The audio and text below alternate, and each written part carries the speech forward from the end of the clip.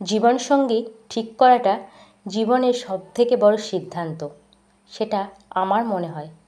মানুষের কাছে তুমি কার সঙ্গে সংসার করছো সেটাই কিন্তু বড় কথা।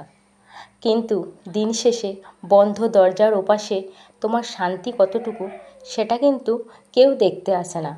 লোক দেখানোর জন্য বা তথাকথিত পারফেক্ট জোড়া হওয়ার চক্করে এমন কাউকে সঙ্গী করা উচিত নয় যে তোমার ড্রয়িং রুমে শোভা বাড়াবে ঠিকই, কিন্তু তোমার মনের হাহাকারটুকু বুঝবে না।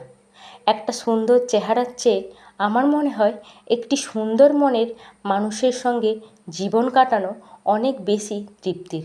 ফটো ফ্রেমে যাকে রাজপুত্র মনে হয়, বাস্তব জীবনের কঠিন লড়াইয়ে সে যদি তোমার হাতটা শক্ত করে ধরতে না পারে, তবে সেই সৌন্দর্যের কোনো মূল্যই নেই।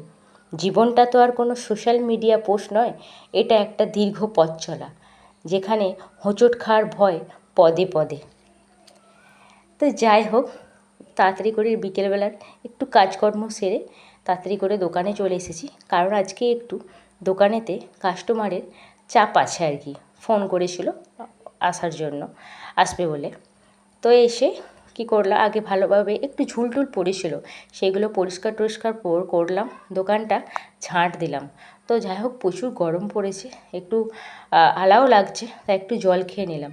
তো তারপরেই চলে এসেছে আমার একটা ছোট্ট কাস্টমার, সে একটু চুলটা কাটবে। তো যাই হোক, অনেক দিন ধরেই ফোন করেছিল আসার জন্য এখানে, তো আসা হয়নি। আমিও গরমের জন্য কদিন দোকান যেতে পারিনি।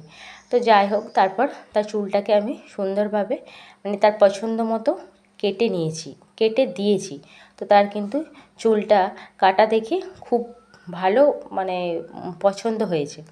তো চুলটা আমার কাটা হয়ে গেছে।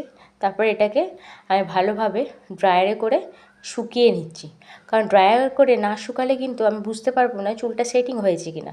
তো তারপর আরেকজন কাস্টমারও এসে গেছে। তো মাঝে আরও কাস্টমার এসেছে, সেসব ভিডিও করা হয়নি, তো এগুলো যা হোক করে করেছি।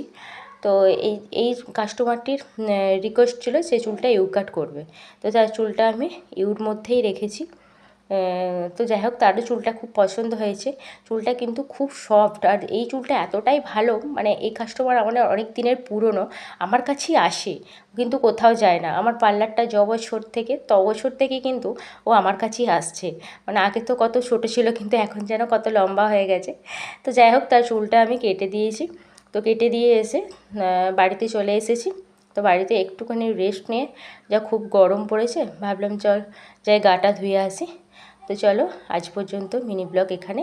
সবাই ভালো থেকো।